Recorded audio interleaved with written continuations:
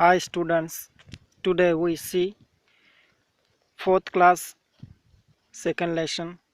Lesson name is Aesop's Fable, and in that fables we see second second story.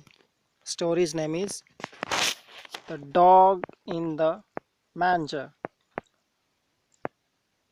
Students, story's name is The Dog in the Manger. This is the fourth class Bal Bharti books, and this is the English medium class 4th Dog in the Manger, chapter 2. Okay, let's start then. The Dog in the Manger. Once a dog was looking for a nice and comfortable place to lie down. He came to a manger of an ox and jumped into the hay to rest. हम देखते हैं कि इस story में एक दिन क्या हुआ कि एक बार एक कुत्ता जो था लुकिंग फॉर मीन्स वो देखना, लुकिंग फॉर यानी कोई भी चीज़ ढूंढना, तो वो एक कुछ ऐसी जगह ढूंढ रहा था कंफर्टेबल यानी कुछ आराम देने वाली ऐसी अच्छी जगह ढूंढ रहा था लाई डाउन, जो ऐसे ही वो दोपहर में पड़ा रहे. He came to the manger of an ox and jump into the hay to rest.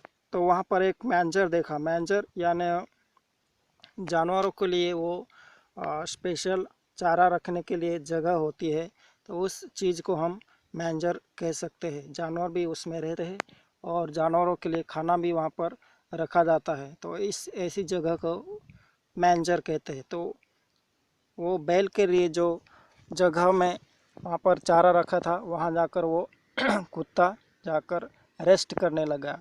HAY है यानी स्पेशली ये जानवरों के लिए यूज़ किया जाने वाला फूड है, यानी सूखी हुई घास हम उसको कहेंगे. HAY यानी सूखी हुई घास है. It was a very hot afternoon. After a while, the ox returned from the field. He had walked hard in the hot sun and was not quite hungry. तो वहाँ से थोड़ी देर के बाद दोपहर में हॉट आफ्टरनून यानी बहुत ही गर्मी वाली दोपहर में वहाँ पर देखते हैं कि ऑक्स यानी बैल रिटर्न आता है फील्ड यानी खेत में से वो वापस आता है. तो वो देखता है कि वो बहुत ही तपती गर्मी में काम किया था और उसे थोड़ी भूख भी लगी थी. He stood in his stall and was planning to eat the hay that was put in the manger for him.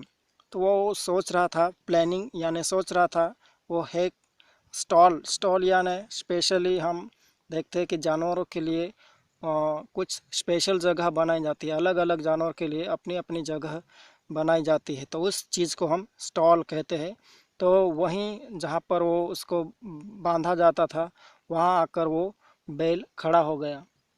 Next, he was and was planning to eat hay that was put in the manger for him.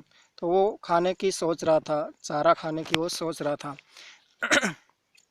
However, when reached for the hay, the dog saw him standing in the manger and began to bark loudly at ox. और वहाँ पर जो कुत्ता था वो वहीं पर उस मैंजर में से उठ खड़ा हुआ और जैसे ही बैल नज़दीक जाने लगा, ज़ोर ज़ोर से बार्किंग यानी वो भौंकने लगा उसके ऊपर, बैल के ऊपर वो कुत्ता ज़ोर ज़ोर से भौंकने लगा. Each time that the ox came near the hay, the dog snarled back and snapped at the ox. He would not allow the ox to eat his hay. तो वहाँ पर वो कुत्ता जो था वो जैसे खाने जाता, नज़दीक जाता और गुस्से से वो चिल्लाने लगता, दांत निकाल कर और ज़ोर ज़ोर से भौंकने लगा। और स्नैप मारने के लिए भी वो चला जाता है, गुस्से से, बहुत गुस्से से उस बैल के ऊपर झपटा मारने के लिए वो जाता था। और वो चारा भी उसको खाने नहीं देता था। Oxen are generally peace-loving and patient animals, but finally the ox got upset and spoke firmly. तो हम देखते हैं कि आमतौर पर बैल जो है जानवर बहुत ही शांतिप्रिय एनिमल होते हैं, पर यहाँ पर अभी इस ऑक्सन यानी इस बैल को बहुत ही गुस्सा आ गया और वो आखिर में बोलने लगा।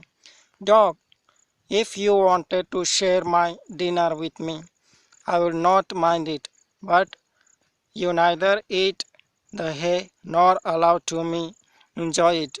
It is no use for you. Then why don't you let me have my favorite food? Don't bargains others what you don't enjoy yourself. तो आखिर में वो बैल वो यही बोलता है कि अगर डॉग कुत्ते तुम मुझे खाने के लिए क्यों नहीं करता? अगर तू खाना चाहता है तो चलो तुम भी शेयर कर लो ये मेरा ये खाना और मुझे भी खाने दो, ये इसमें बाधा मत डालो। लेकिन आखिरकार ये कुत्ता वो भी नहीं खा रहा था और उसे भी नहीं खाने दे रहा था। लास्ट लाइन में यही है कि मैसेज कि बहुत सारे ऐसी चीज़ें होती है हमारे ज़िंदगी में भी कि जो काम हम करने जा रहे हैं वो कोई भी आदमी वो खुद नहीं करता और दूसरों को भी नहीं काम करने देता। तो जैसे कुत्ता वो चारा खा नहीं सकता और बैल खाने जा रहा था, उसे भी नहीं खाने दे रहा था। तो बहुत सारे हम एग्जांपल देखते हैं कि अगर कोई पढ़ाई कर रहा है तो उसमें वो पढ़ाई दूसरा व्यक्ति आकर उसको उसमें बाधा डालेंगे, और जो पढ़ाई नहीं करता तो वो भी नहीं करेगा और दूसरों को भी नहीं पढ़ने देगा। तो ठीक इसी तरह इस कहानी में हमको सीख मिलती है। तो सिर्फ पढ़ाई की बात नहीं, कोई भी काम हो उसमें जो खुद काम करता नहीं हो और दूसरों को भी काम नहीं करने देता है। So the dog in the manger, so this is the best message for us. I hope you understood this story. Thank you.